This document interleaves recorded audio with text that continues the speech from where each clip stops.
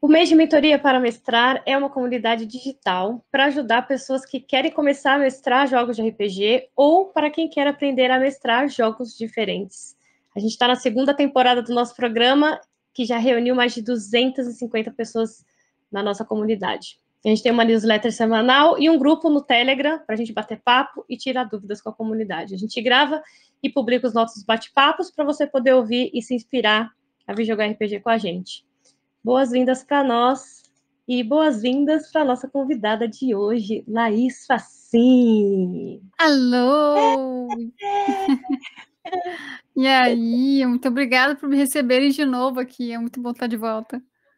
É um prazer, é um prazer. Eu sou a Juliana Carmo, vou segurar esse papo aqui com a Laís hoje, que já participou da nossa edição do ano passado, né, Laís? A gente teve o prazer de ter você com a gente na primeira edição do Isso mês de aí. mentoria. E quando eu fiz o convite para você, eu sugeri que a gente até mantivesse o tema de terror que a gente Uhum. começou no ano passado. Eu falei, a gente pode aprofundar um pouco nesse tema e tal, já que a gente sabe que você é uma especialista em terror, faz vários trabalhos aí com esse tema. Mas você disse que também poderia falar sobre acessibilidade ou representatividade dentro do RPG. E, bom, eu curti bastante quando você sugeriu essa possibilidade e cá estamos nós para a gente falar um pouco sobre esse assunto aí. Vamos nessa, tão importante quanto, né? Com certeza. Então, bom, para quem não conhece, a Laís, ela é autora e roteirista, ela tem o clube do livro, né, lá na Twitch, Isso. e faz vários streams de terror, e tem um livro também lançado, né, Laís? Uhum. Tem mais coisas vindo por aí, mas por enquanto é um só mesmo. Muito massa, muito massa. Eu li várias coisas, a gente estava conversando aqui agora, que eu li algumas coisas que me deixaram bem interessadas. Eu achei interessante que você coloca vários disclaimers, né, em vários conteúdos que você põe sobre o livro, né, falando que é um livro que você precisa ter coragem para ler, né, lá. Sim, alguns tópicos eu acredito que eles exijam certa preparação psicológica para a pessoa adentrar. Muito massa. Então, cá estamos nós para falarmos desse tema que às vezes muita gente ignora ou acha que é menos importante, né? Parece óbvio e aí por parecer óbvio ninguém fala muito do assunto, né? Porque afinal de contas quem vai Uhum. discordar, né? Mas é isso, na pauta que o Capeta sugeriu, ele falou, mas se é tão óbvio e ninguém discordaria, por que a gente ignora tanto isso, né? Exatamente. Bem verdade. Então, fala aí lá. Eu queria começar dando uma contextualizada para poder chegar nos finalmente, para a gente ter uma construção de pensamento para ficar mais fácil, tanto para mim explicar, quanto para quem está ouvindo entender. Porque, como você mesmo disse, né? Ah, é tão óbvio, por que não acontece? Nós vamos chegar, então, nesse ponto do porquê que é óbvio e não acontece, então. Então, assim, ó, no geral, cada um tem o seu motivo para jogar RPG. Muitos motivos pessoais, outros coletivos, mas basicamente a gente tem três motivos que dá para fazer que é quase que generalizado, que é busca por entretenimento, socialização e também o escape da vida cotidiana. No entretenimento, é bem fácil de entender essa parte. Que a gente chama amigo, a gente se junta para ter um momento divertido, comer, beber bobagem. Também podemos soltar a nossa imaginação, que para mim é uma das coisas mais incríveis que tem. A gente se mete em aventura perigosa, a gente se sente poderoso quando a gente tem sucesso, né? E finalmente consegue vencer aquilo que a gente achou que não ia conseguir. E isso tudo sem sair do lugar. Então, essa parte dá muito bem para entender. E por ser um jogo multiplayer, né, multijogador, tem a parte da socialização muito forte. Então, seja você com um grupo ou até só você e o seu GM. Porque sempre tem um aspecto humano envolvido no RPG. E isso é o que faz com que todas as histórias não sejam previsíveis. Você pode pegar a mesma história, até uma história que vem num volume de um livro. Se você vai jogar com um grupo diferente, vai ser outra história. Porque cada pessoa vai trazer a sua personalidade, o seu pontinho para aquela história, né? Nossa, eu acho uma das coisas mais incríveis, assim, do RPG, essa Total. possibilidade. Isso e de outras coisas também, né? Tudo que pede muito improviso, né? E tem Uhum. esse fator humano como, né, o principal elemento para a coisa acontecer. É muito isso, é um acontecimento único. Aquilo É. nunca vai se repetir, né? E é a mesma aventura para todo mundo, mas sempre é alguma coisa nova.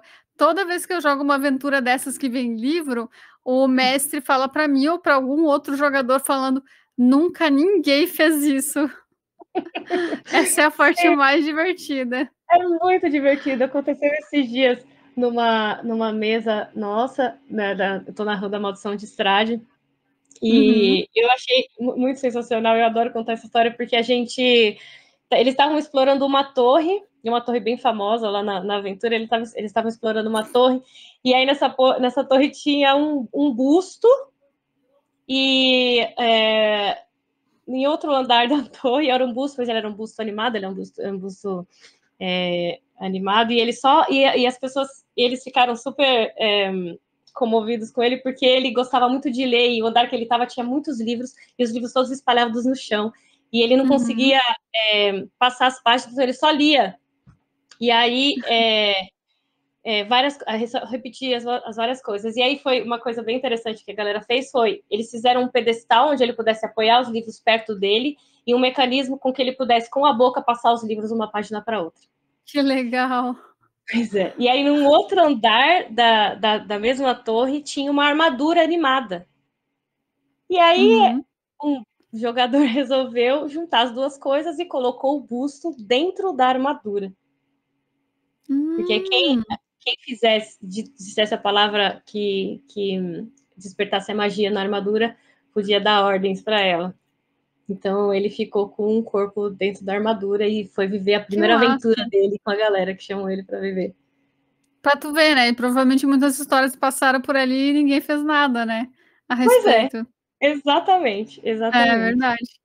E até nessa questão do elemento multiplayer, que mesmo que você esteja jogando só com o teu GM, que já é um contato social, tem também os NPCs, porque por mais que eles não sejam uma pessoa, digamos, viva ali, além dele ser o seu GM, se eles tiverem um bom background, se eles forem interessantes, a gente acaba se apegando a eles também, vivenciando uma nova vida ali com eles, né? Uma nova aventura, um Sim, relacionamento diferente. E daí nós também temos a parte que eu falei do escapismo, que é aquela vontade da gente se desconectar da vida humana. E para isso, cada pessoa tem um motivo do porquê fazer isso, né? Seja porque a gente está entediado da rotina, porque gosta do mundo mágico e quer saber mais sobre ele, ou até porque os problemas da vida podem estar muito pesados naquele momento, então a gente faz bem daquela distanciada, daquela nuviada na cabeça, para depois encarar de novo, né?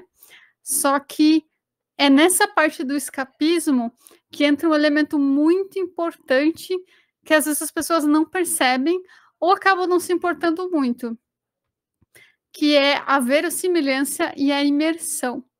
E essa parte é muito importante dentro do RPG para uma boa aventura. Para a gente conseguir se deslocar da vida real e se sentir parte de uma outra história, quanto mais rico aquele universo, melhor, claro. Mas nós humanos, nós somos criaturas que nós somos regreiras por natureza. Mesmo que a gente insista em falar que a gente é agente do caos, né? Tipo, o meu caso. Tô sempre falando isso. Mas por natureza nós somos regreiros, né? uhum. Então, a gente está sempre procurando por quais são as regras que regem aquele mundo. Mesmo até sem perceber. A gente tá. Até porque é por isso, porque isso pode nos ajudar a escapar daquela encrenca em algum momento. Se você conhece as regras daquele mundo, mesmo ele sendo maluco, isso vai te ajudar a escapar de alguma enrascada. Uhum. A E a gente gente senão faz, fica só com uma sensação de estar perdido, né? Exato, de que a gente não faz parte daquele universo. É como se a gente tivesse acabado de nascer. E mesmo que seja esse a verdade, nossa, a gente acabou de nascer aqui. Mas a gente não quer sentir isso no meio do jogo. Se a gente já tá fazendo um personagem que é super experiente, ou que é mais velho, a gente quer se sentir parte daquele universo, né? E a gente faz a gente busca essas regras no jogo da mesma forma que a gente faz na vida real. A gente leva os nossos traços, o nosso modo de pensar para dentro do jogo. Isso faz parte de procurar verossimilhança e consistência dentro da história. Porque cada mundo tem sua regra. Então, necessita de uma consistência para que a gente possa até ter uma aventura justa, tanto para o player quanto para o GM, né? Sim. E isso tudo faz parte do processo de imersão. Porque quando a gente está se preparando para entrar em outro mundo, a gente tem todos esses processos mentais que a gente chama de suspensão da descrença, né? Quando a gente tem que deixar muita coisa de lado e aceitar muita coisa maluca. Então, nós vamos lá, a gente faz o nosso personagem, a gente tenta entender pelo menos o básico das regras daquele novo mundo, e o GM nos introduz na história. E é nesse ponto que entra outro elemento importantíssimo no RPG, que é nos sentirmos incluídos. Do que adianta eu estar numa história fantástica ou não, se eu não vou sentir que eu faço a diferença nela? É fato que nós precisamos ter papéis importantes no desfecho de cada situação. Porque senão é como eu ver um filme que de vez em quando a gente lembra que faz parte dele, mas a maior parte do tempo a gente só está vendo as coisas acontecerem.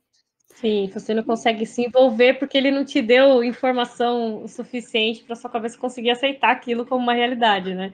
Exato, ou às vezes você não tem a liberdade para mexer na história, as suas ações não vão ter tanta influência ali, e é melhor ainda quando o GM usa as nossas características para adaptar a história, o que pode ser difícil de fazer, com certeza, mas torna tudo muito mais imersivo. Então, por exemplo, se eu sei que se sei que eu tenho ali um personagem de alguém que é mais impulsivo, ou é beberrão, ou que tem algum personagem que tem uma desavença com outro personagem, se eu puder adaptar isso para a história, os jogadores e o próprio GM, eles vão se divertir muito mais. Assim, a gente vê vários casos, né, de coisas que acontecem assim, que são uma brincadeira meio com a vida real, né? Isso traz um pouco de mais envolvimento, né, dos jogadores com a história. Exato. É bem massa. E esse lance que você falou, né, de sentir que faz parte também, né? Isso é uma coisa que a gente vê acontecer em algumas mesas, eu acho.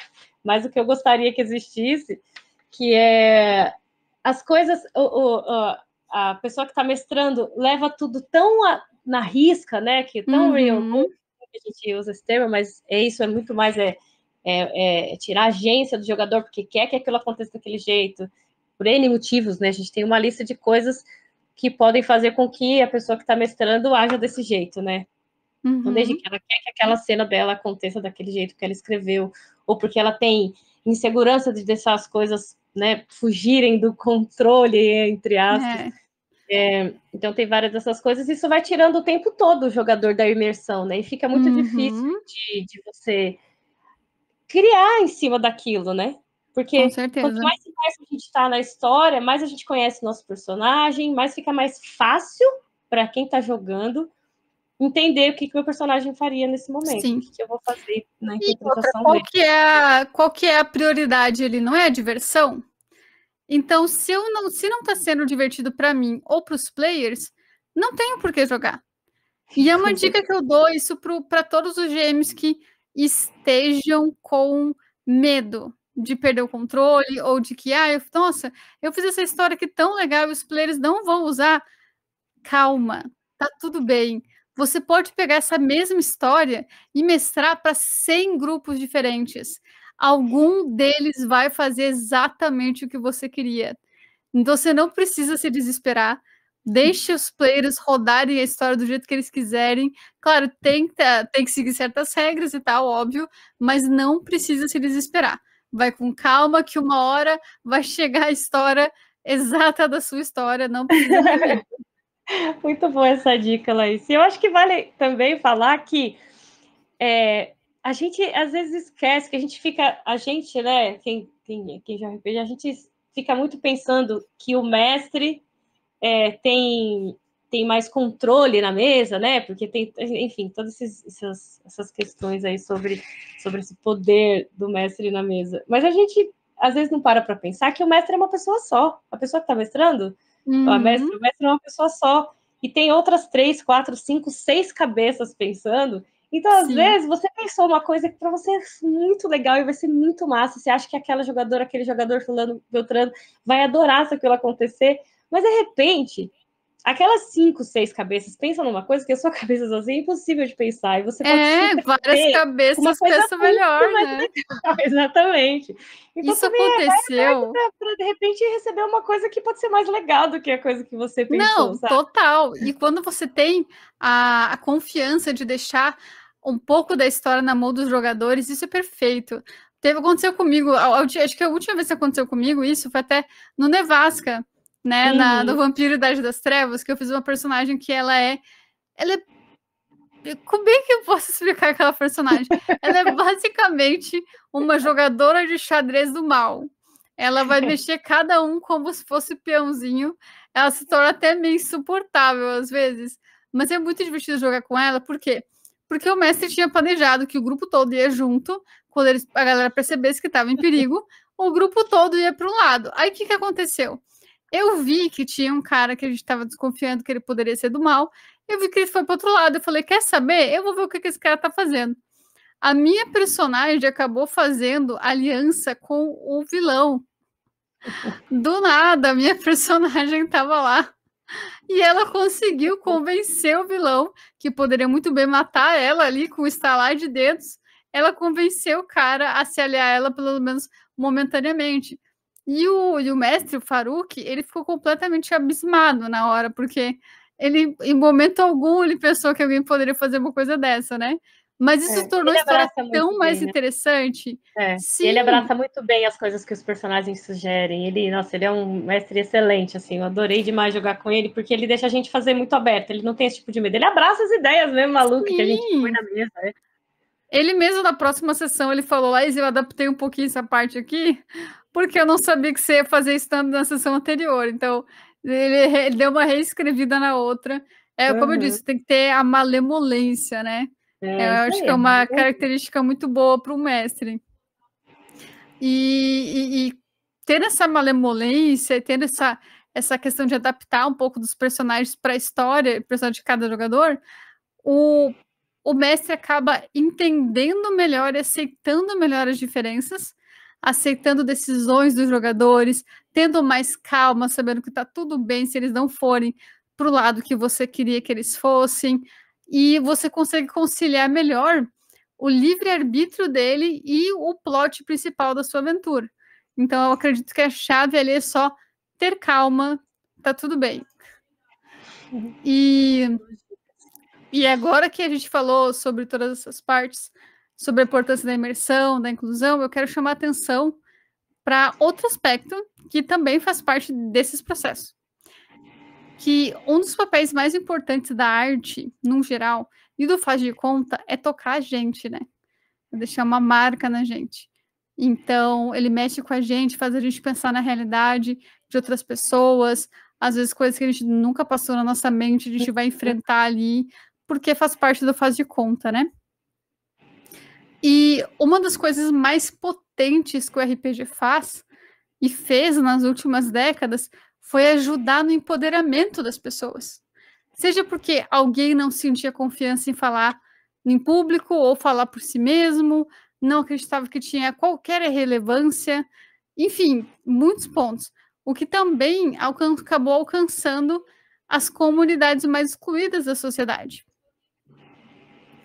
Por exemplo, o RPG foi uma das primeiras oportunidades da vida de muita gente da comunidade LGBTQ, na qual elas puderam ser elas mesmas. E por mais que fosse uma história de faz de conta, isso fazia com que elas ganhassem confiança e mostrar para o mundo como elas são. Por por ela ser aceita num grupo de pessoas queridas, né, formar ali um local seguro, já é incrível. E já dá um grande suporte emocional, né? Mas também tem o fato de que, de tanto ela poder externalizar quem ela é dentro desse mundo da fantasia e num espaço seguro, fez com que ela tivesse coragem de, eventualmente, encarar o mundo real e agir da mesma forma. Eu digo isso porque eu vi isso com meus próprios olhos. Eu tenho vários amigos na comunidade LGBTQ e essa história se repetiu muitas vezes. Tomou minha massa, aguinha, né? Aqui. É muito massa. Isso é uma das coisas que eu gosto bastante também. Quando eu comecei... Meu primeiro jogo que eu narrei foi A Bandeira do Elefante da Arara. E eu fiquei muito encantada com a possibilidade de aprender coisas novas com RPG. E isso fez com que eu, que não me considerava uma pessoa geek, né, de não considero ainda em vários sentidos, né, de conhecer cultura pop, várias dessas coisas assim. Isso é uma coisa que eu acho muito importante também a gente falar, porque é muito esse nicho, né, que a gente vive, ele tem algumas coisas muito específicas, né? Então, tem as pessoas que sempre consomem as mesmas, né, que gostam dessas do material de cultura pop que a gente vê, assim, bem disseminado, e muitas pessoas crescem sem ter acesso a esse tipo de conteúdo. Sim. E é muito importante a gente lembrar que o RPG também é para essas pessoas que crescem sem ter acesso a esse conteúdo. Então você não precisa ter lido O Senhor dos Anéis para você jogar um RPG de fantasia medieval. Você não precisa. Porque a gente todo mundo tem as experiências de vida que podem contribuir com isso, né? Então, um filme que você assistiu, uma pessoa da sua família que é engraçada de algum jeito, né? Ou, enfim, qualquer experiência de vida que você tenha pode te ajudar a jogar RPG. E isso também é falar de acessibilidade também, né? De acessibilidade não, de acessibilidade de alguma forma, porque as pessoas sempre fazem, não sempre, mas muitas pessoas fazem muitas referências para explicar. Eu já vi mestre descrever uma cena, isso é muito, muito importante, descrever uma cena só dando referências de filme ou série ou personagens fictícios, entendeu? Já aconteceu comigo. Pois é. E a pessoa que nunca assistiu não tem essa referência. Como que ela vai entrar na mesma imersão que os outros jogadores se ela nunca assistiu aquela série ou aquele filme que você e o monstro é tipo aquele Ra's al Ghul lá. Tipo, quem? Exatamente. Então, isso é uma coisa que a gente também precisa ficar atento para não excluir as pessoas que não têm as mesmas referências que a gente. Com certeza. Isso também é muito importante. E isso também, Laís, está muito relacionada a toda a discriminação social que a gente vive aqui no Brasil, né? Então, tem pessoas que têm acesso a algumas coisas, outras pessoas não têm. A gente precisa lembrar que isso é mais presente no nosso dia a dia do que a gente costuma olhar para isso, né? Assim como o tema que a gente está conversando. E a moral é que ninguém sabe tudo e nunca vai saber. Eu entrei faz um tempo num grupo de pessoas que jogam RPG que, tipo, a maioria tem o dobro da minha idade, quase. Todo dia eles me apresentam um sistema novo que eu não conhecia. Todo dia. E eles, pelo menos, eles são legais, porque eles têm a paciência de me explicar, sabe? Eu falo, tá, mas esse aqui parece com esse, qual que é a diferença? Aí eles vêm, eles explicam, então é bem de boa, assim. Até porque eu já tive contato com grupos que não eram tão de boas. E eu senti até que me excluíam, às vezes por ser mais nova, ou por como assim você não conhece sistema tal? Então eu vi que eu era convidada menos para as mesas, entendeu? Ou durante o jogo a minha voz não tinha tanta importância. Então, assim, eu fui meio que sentindo isso aos poucos e me afastei dessa galera.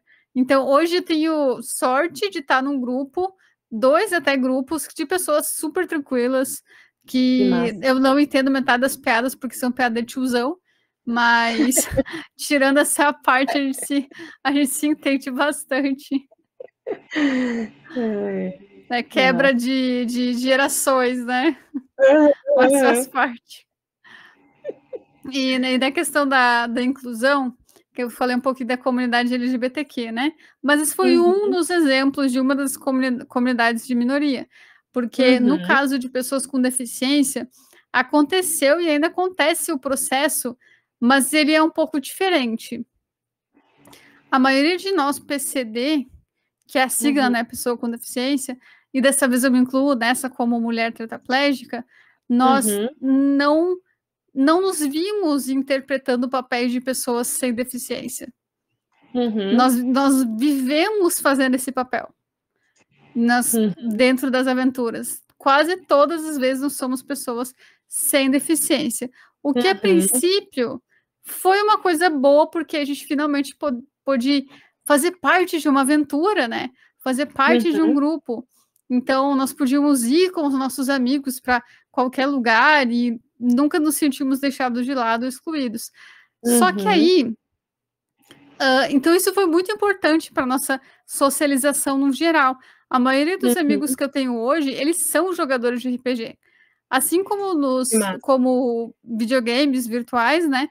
O RPG ele tem um papel de socialização muito grande dentro da comunidade PCD. Isso, são experiências muito fortes. E como a gente falou aqui, cada sessão de RPG é um acontecimento único. Então, é uma relação muito forte, porque só as pessoas que estavam presentes naquele dia, naquele momento, viveram aquela experiência. Então, isso tem o potencial de criar um vínculo muito forte entre aquelas pessoas. Eu queria fazer uma pausinha, Laís, para você, se você quiser, explicar um pouco, porque eu não sei se as pessoas te conhecem, né? Então, quanto você quer falar, né, da sua condição, né? Você tem tetraplegia. Posso dar uma resumida. Não precisa falar se você não quiser, mas só para as pessoas entenderem, que eu nem sei se as pessoas sabem quem todo mundo está assistindo aqui. Eu tenho alguns níveis de tetraplegia, porque quando a gente fala tetraplegia, a gente já pensa numa pessoa que não mexe nada além dos olhos ou a ponta dos dedos, né? Mas existem vários tipos. Esclarecer também. Existem vários tipos de tetraplegia. No meu caso, eu mexo as extremidades do corpo, que é tipo mão, pé, cabeça. Consigo mexer levemente a coluna, então eu tenho alguns níveis ainda de movimento. Eu tenho, diferente de um tetraplégico mais padrão, eu tenho toda a sensibilidade do meu corpo. Então, existem inúmeros fatores que podem causar tetraplegia, né? Então, o meu é só um dos tipos. E eu adquiri ele por causa de uma condição de saúde minha, que ataca a minha musculatura, mas são termos muito difíceis de explicar. É bem difícil, nem meus médicos conseguiram me explicar direito. Então, mas resumindo, eu tenho esses níveis de tetraplegia e hoje em dia eu uso cadeira eletrônica, eu preciso de todas as coisas adaptadas aqui para mim na minha casa. Então, basicamente é isso, mas eu tenho a vivência normal de uma pessoa com tetraplegia.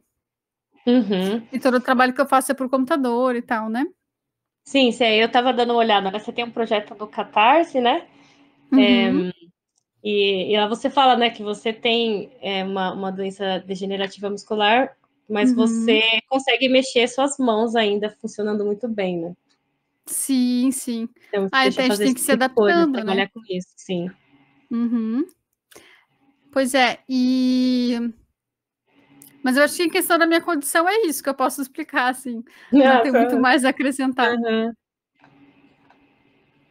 Daí, como eu estava falando na questão dos PCD e o RPG, então acabou que ele foi a porta para a gente socializar muito, né? Você estava falando, né, da questão de poder viver em uma aventura, alguém que é uma pessoa que não tem deficiência. Que não tem qualquer deficiência. Exatamente. E ser levado a sério como pessoa. Porque isso é uma coisa que acontece muito com o PCD, que a gente é sempre excluído, só que as pessoas estão tão acostumadas a excluir PCD que é normal ver o PCD de fora. Quantas vezes você não vê pessoa entrando num lugar com escadaria e tem um PCD do lado de fora e ninguém se pergunta como é que aquele cara vai entrar? Porque é normal que ele fique de fora. Então, é sempre aquela sensação, sabe? Então, o RPG é um grande aliado a combater o isolamento social que a gente sofre, que é extremamente devastador para a gente. E daí veio, com o tempo, as coisas foram mudando, o mundo foi mudando, o pensamento da galera foi mudando. Ainda tem muito caminho, né? Mas tudo foi Oh, mudando. E a gente foi notando que a gente tem, sim, o direito de participar da vida em sociedade, que a gente é um ser humano e que a gente precisa não só de saúde, educação, trabalho, que são o foco das políticas públicas, né? Mas a gente também precisa socializar, ter experiência de lazer para conseguir viver melhor.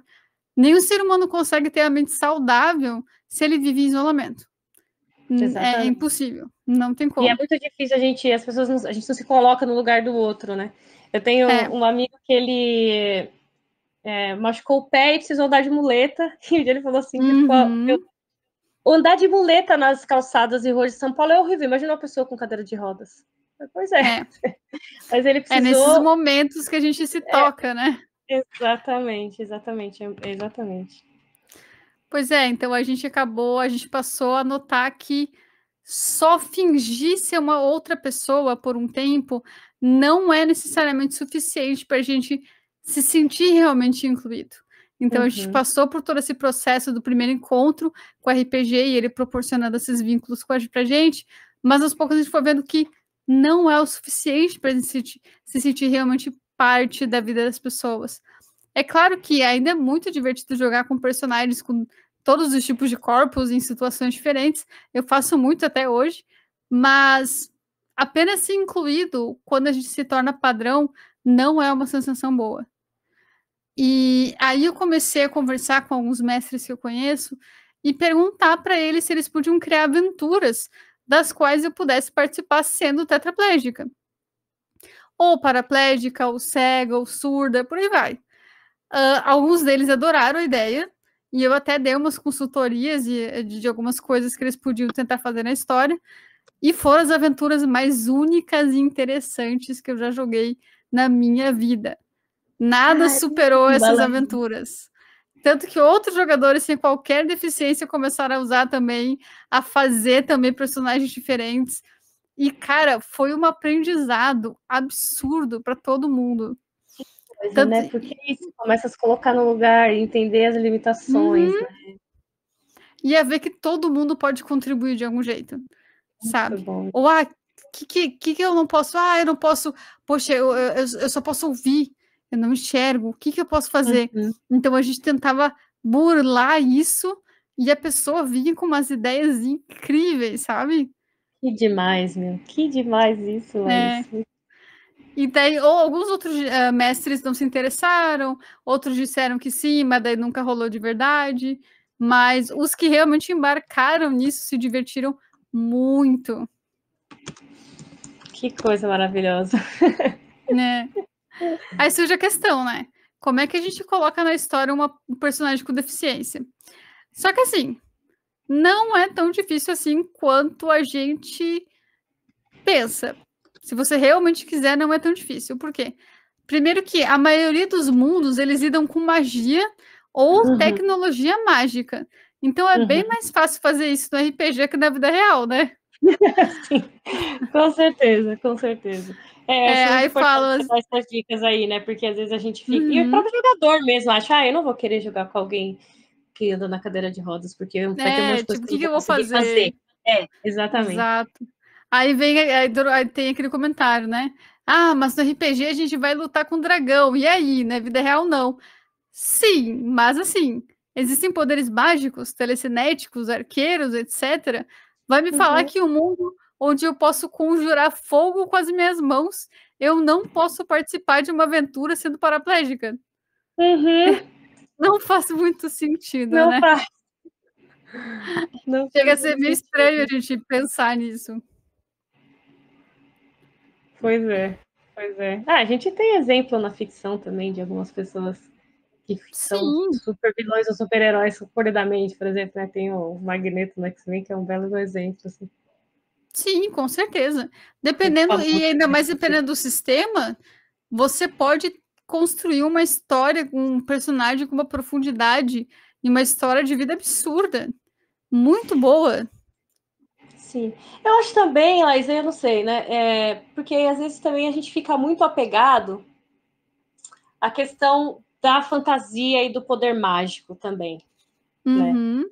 Então, eu acho que tem que ter um pouco desse cuidado também de não contar muito com a fantasia, não sei, né? Tô falando aqui, pode ser que eu esteja redondamente enganado, mas não contar tanto só com a fantasia e com a magia, porque senão pode ser difícil da pessoa, né, conseguir trazer isso para a realidade depois, né? Com certeza. Então, de repente, trazer algumas outras coisas que são baseadas nas experiências reais que a gente tem também, pode trazer algumas visões interessantes, né? Com certeza. O que eu indicaria é assim: eu quero fazer um personagem meu que vai ser paraplégico ou vai ser cego. Talvez no primeiro momento seja mais fácil você fazer algo que tenha magia ou algum tipo de facilitador. Para você entender, para você conhecer um pouco mais do que você consegue fazer ou não, para você até pegar feedback de outras pessoas para te ajudarem. E aos poucos, quando você se sentir mais confortável, aí você faz um guerreiro, você faz um arqueiro, você faz alguém, até um ladino, você faz alguém que não tenha poderes mágicos, ou às vezes que alguém que possa construir um maquinário, construir alguma coisa para te ajudar, ou a pessoa tem um companion, né? Talvez um alazão, talvez um cachorro. Enfim, aí a partir disso você vai conseguir expandir melhor a sua visão. Então, talvez comece com algo mais fácil e vai dificultando um pouco a própria história, porque aí você vai conseguir trazer cada vez mais para perto do mundo real, né, e das reais problemáticas que a gente passa aqui no cotidiano. Muito massa, Lá. E mesmo que os jogadores não peçam para ser personagem de PCD, até porque isso é uma coisa bem rara de acontecer, você mesmo como GM, você pode introduzir eles na sua história como NPCs para criar representatividade. Sim. Porque quanto mais algo é exposto, visto, interagido, mais se torna normal. Exatamente. Aos poucos, as pessoas, elas nem vão se perguntar o porquê que tem uma pessoa com deficiência na história. Elas vão ver como super normal e ainda vão saber como agir, de tão acostumadas que elas vão estar. Além disso, você pode estar mestrando para alguém com deficiência sem você saber, porque muitas deficiências não são visíveis. Então, se aquela pessoa percebe que é possível ser ela mesma, se ela quiser, até porque o GM que está mostrando, pode ter certeza que no futuro ela vai tentar ser ela mesma dentro da história, ela vai se sentir mais confortável e ela vai levar aquela experiência para a vida dela inteira. Nossa, muito massa, muito massa. Tô sendo atacada por cachorros aqui agora, peraí. Esse ataque a gente não quer, a gente nem quer rolar o dado para se defender. Não, já perdi. Tá, aproveitar para tomar uma água aqui. Massa. Eu queria aproveitar essa pausinha aí da água para indicar um podcast muito bom que foi indicação do Jorge Valpassos, que é um bom, ele é um autor que merece ser citado numa conversa dessa, porque ele realmente faz um trabalho excepcional de acessibilidade no RPG também. E é um podcast, um episódio da Estação 21, que fala sobre capacitismo e ficção especulativa. É um episódio muito bom, eu já ouvi ele várias vezes, já compartilhei, conversei com alguns amigos, e ele fala sobre muitos pontos importantes também sobre essa ideia, né, que a gente tem de exclusão aí. Capacitismo é um tópico importantíssimo. Depois eu vou compartilhar no grupo aí para a galera poder ouvir esse episódio também.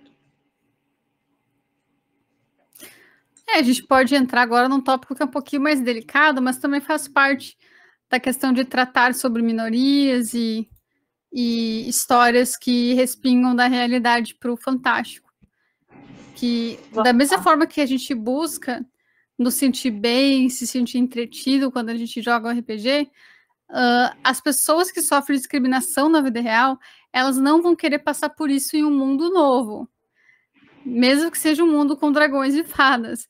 Então, digamos, se eu me desconectei da vida real para fugir dos problemas sérios de lá, e daí eu acabo enfrentando do nada os mesmos problemas e passando pelas mesmas coisas em um mundo que seria o meu escapismo.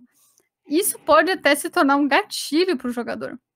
Então, introduzir temática sensível na história é algo que deve ser sempre conversado com os jogadores antes de qualquer aventura. E mesmo se todos forem a favor, o GM precisa levar isso a sério, porque e pensar se realmente isso é necessário para a história ou se existe outra forma de conduzir a aventura.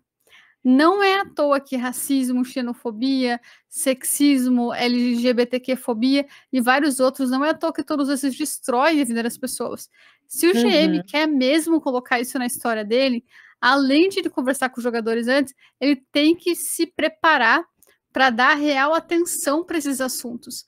Não tratar com levianidade, como se fosse só mais um plot para tornar a história mais sombria ou dramática, isso. que é uma coisa que acontece muito. Claro qual que é o objetivo. Por que eu tô colocando isso na minha aventura? Exatamente. Essa é a única forma de fazer, exatamente. Né? Porque senão se torna... Pensar qual vai ser o resultado, os possíveis efeitos disso na mesa, né? Com as pessoas que estão jogando. Exato. Porque senão acaba se tornando como aqueles filmes que... uma mulher que ela é violentada, por exemplo, e na cena seguinte ela já tá agindo como se aquilo não fosse nada e tá tudo bem.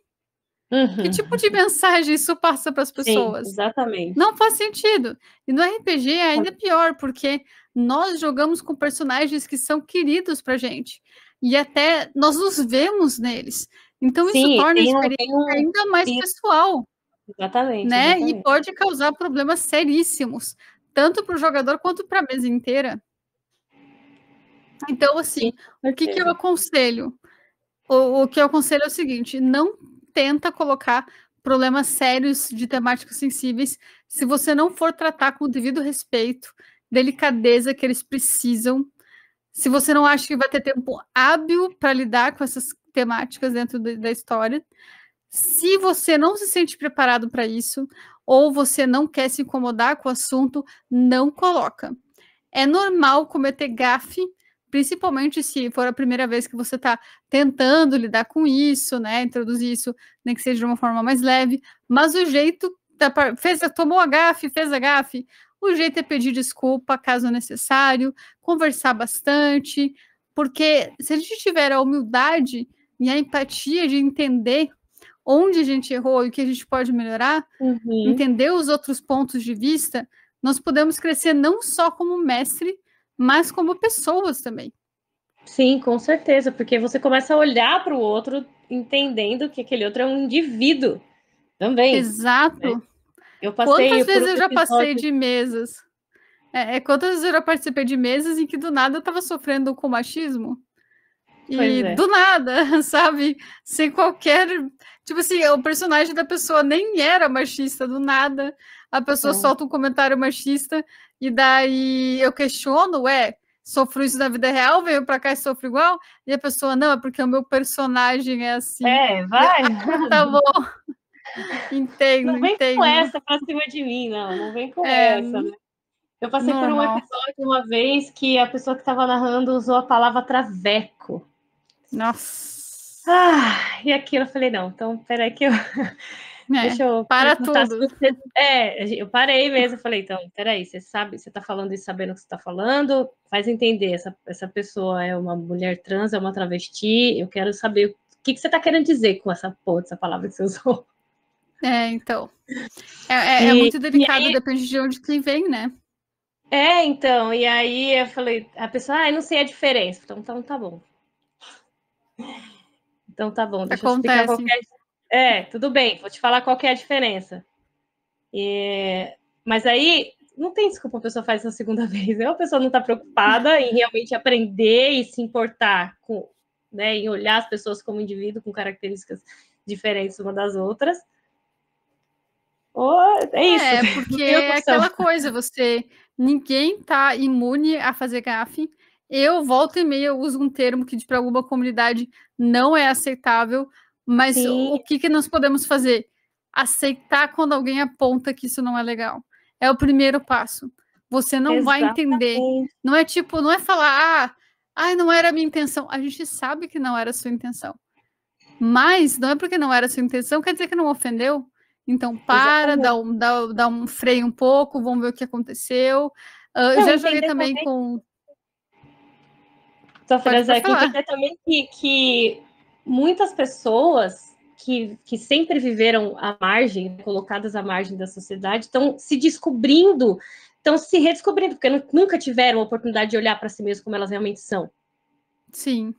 Então, tipo, né, você abre o seu olho e fala, peraí, eu gosto disso daqui, eu prefiro isso, eu quero isso. Então, tem um processo aí também, né, que a gente também, quem Uhum. está nos grupos mais privilegiados, tem que baixar um pouco a cabeça e ter um pouco de respeito, porque muitas das pessoas ainda vão se confundir nos seus processos também. Com certeza, com certeza. Ah, eu já joguei num grupo, por exemplo, que um cara fez uma personagem mulher gostosona e queria ficar com todo mundo. Era pessoa extremamente promíscua, mas não tinha nenhuma importância na história. Era só algo que o cara fazia em quase todas as mesas dele, sabe? Então, aí você tem que ter a paciência de lidar com uma pessoa assim. Já Às vezes não também tem que ter muita tive paciência também não, né, Laís? Às vezes aquela não coisa assim, ó, eu tem geralmente limite.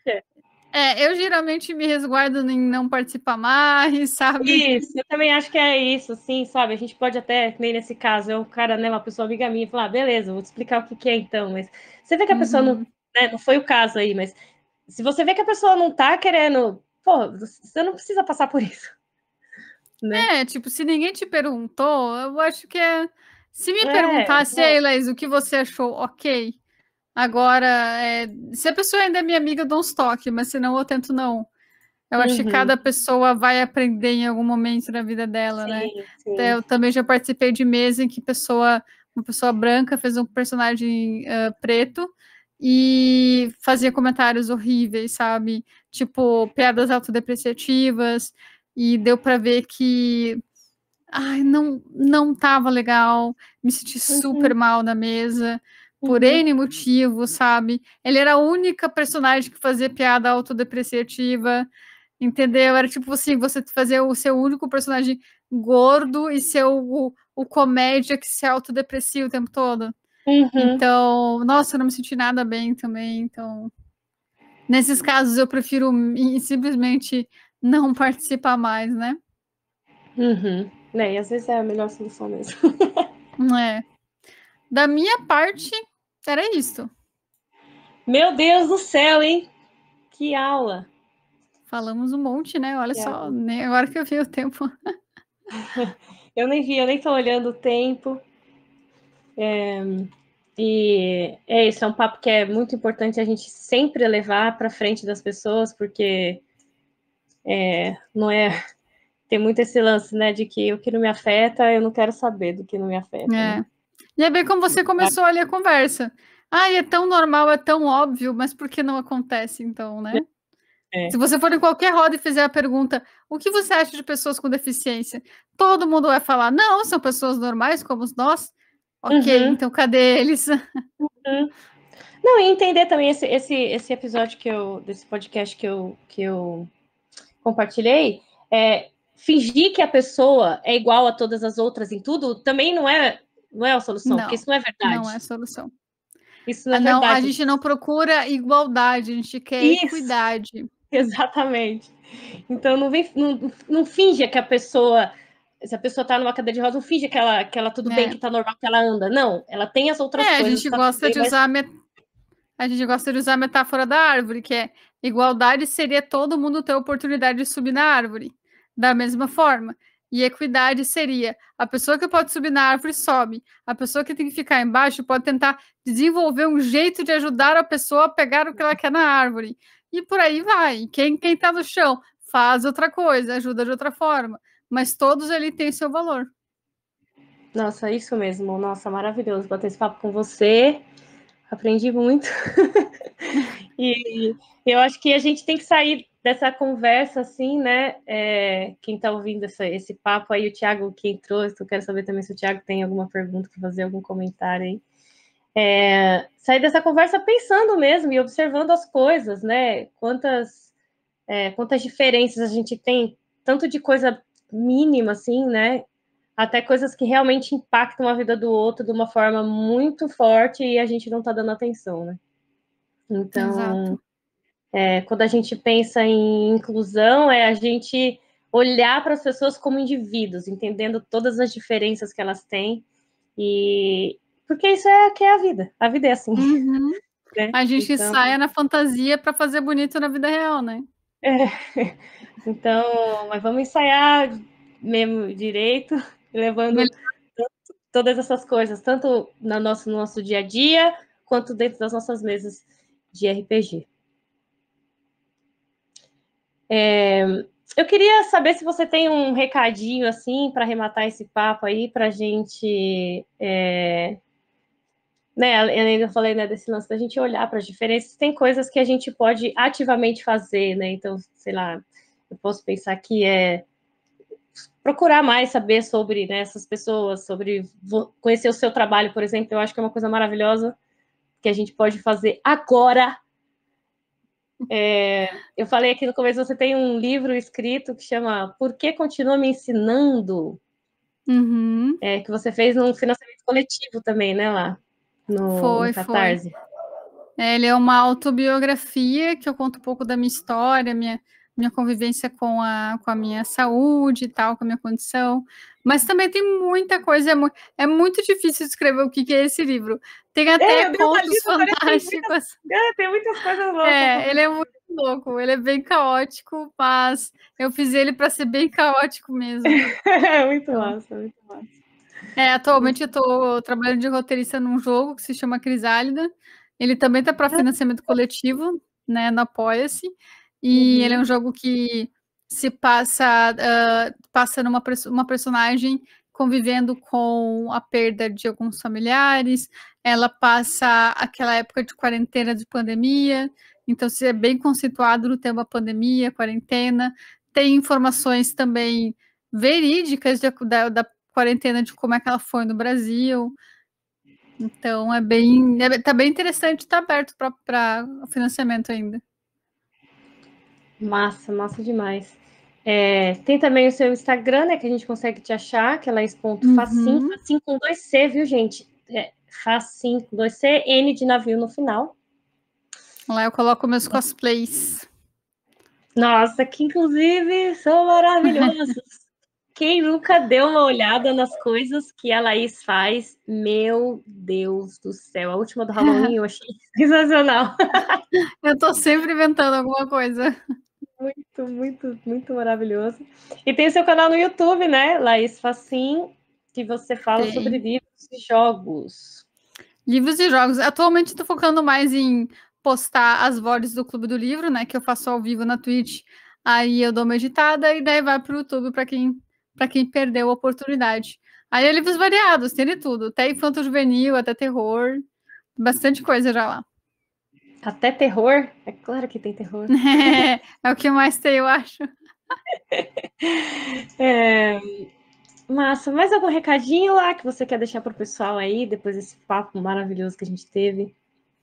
Eu acredito que eu falei bastante já, mas a principal é, se você não conhece, não tem costume de conviver com pessoas diferentes de você, tenta dar uma chance, tenta conhecer pessoas diferentes, escuta pessoas diferentes, porque não adianta nada a gente estar circulado de pessoas iguais a nós, a gente não sai do lugar, a gente não aprende nada.